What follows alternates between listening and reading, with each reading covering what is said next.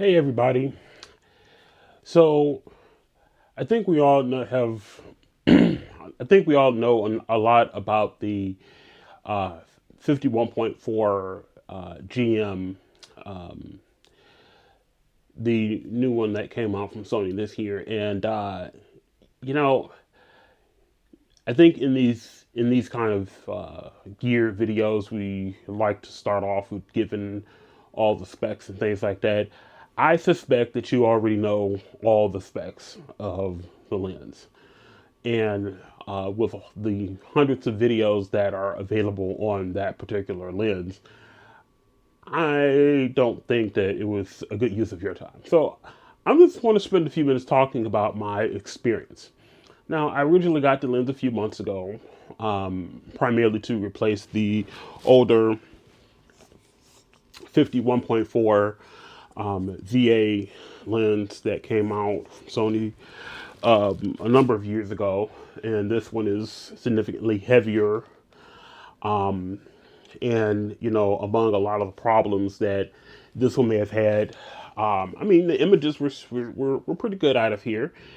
It was an all metal. This one is all metal body, but it was a very slow focusing one. It was inconsistent when it focused, and it makes a significant amount of noise on it, and you know, just a lot of the other kind of problems that that lens had.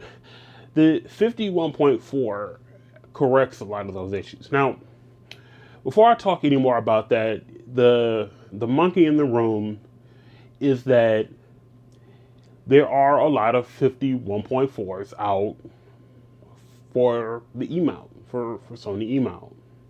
That's true. Sigma, Tamron, it seems that everybody and their significant other has an option for a 51.4.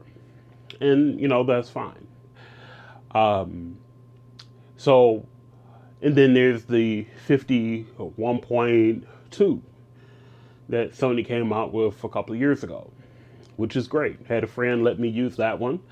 But when Sony announced this one, there was very little justification that I could make to get that lens.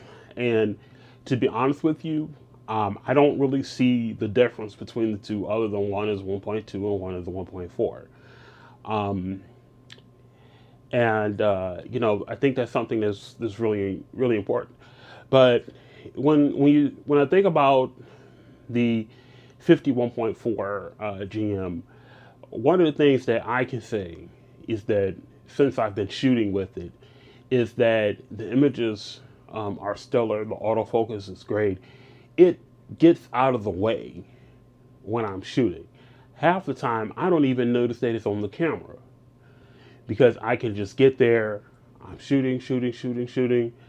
Next thing I know, my 128 gig memory cards are filled because I've taken so many shots. So it's one of those lenses that you just kind of forget about that it's on the camera. It seamlessly works very well with the Sony A7R5, which is the camera that I shoot with, and it's a combination that it kind of just gets out of the way. There's really nothing better nothing more I can say about it. It is the widest lens that I have currently in my camera bag. Um, and I know there are 24s and 35s, and not big fans of those focal lengths, primarily because of the distortion that you can get on the face. And so the 50 is like that sweet spot for me for that more wider focal length. Because personally, my favorite lens in my bag is my 135. That's like my kind of bread and butter that I like to use. And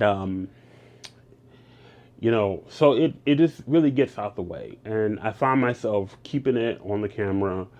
I find myself starting and ending a photo shoot with it. You know, it just does the job really well. And this is shooting it outside and inside. I prefer to use it inside because it doesn't really. I really do prefer the crushed background look, um, more compressed background look when you're outside. But even when I'm inside, it makes, you know, it does a great job at um, making the background look great, especially if you have a speed light that you can blast up against the wall if you're using a two light setup. So, you know, it's I remember when I one of the first assignments that I did with the lens was that I shot a it was a party for a couple that didn't do a reception because of the pandemic. And you know, when I went and I shot the party, I kept the 50 on the entire night, and it just did the job. You know, it was out of the way, and I could focus on getting the kind of moments of the party, the group shots, and all of those kind of things that, you know, that the client loved to see. And every image that I shot that night was with the 50. Didn't have to change lenses once. And so that's kind of the thing that I like about it. You know, the weight and the size of the lens, I think are exactly where they need to be. Um, it doesn't require the design of the lens is not complex. It's simple, and I think that's one of the things I really like about it is that it's just a simple design and it gets out of the way. And I think the images really speak for themselves. Um, so those are kind of my thoughts on the 51.4 GM. You know, and just to give you a quick comparison, the way they both look together, you have the 51, the GM and the VA, and you know you can just see from here that there are that one is has a much more significant weight than the other, and the size is the size difference, a comparable size difference between the two. And you know, those kind of things, you know, they really do affect, you know, how you're able to shoot with the 50 or with any lens of that matter.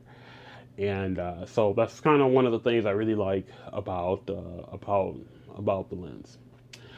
So, you know, I hope that these thoughts are helpful to you when you're deciding what 50 you want to consider.